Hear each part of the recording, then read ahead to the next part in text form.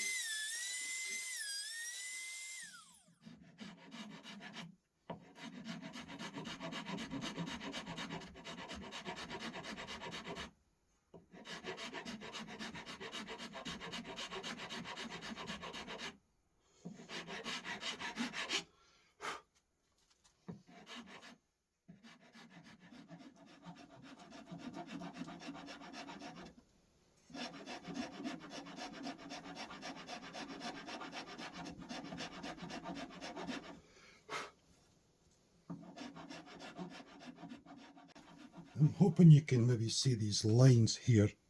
So I've come in about a third as usual, just straight down. Same on both sides.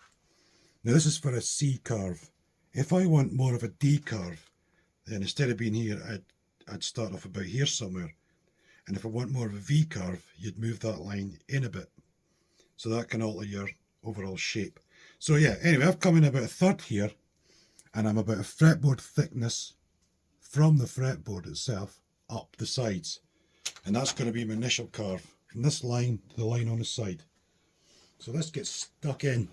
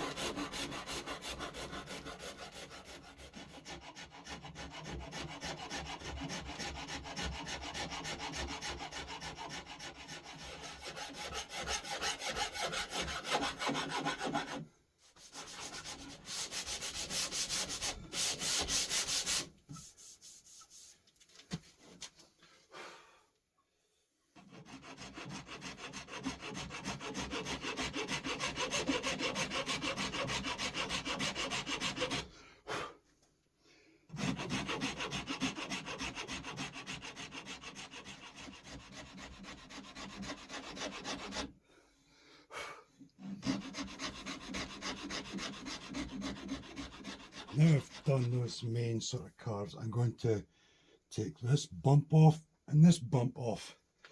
So basically it's going to get my shinto like that. I'm going to rotate it to about here and then take that off all the way along.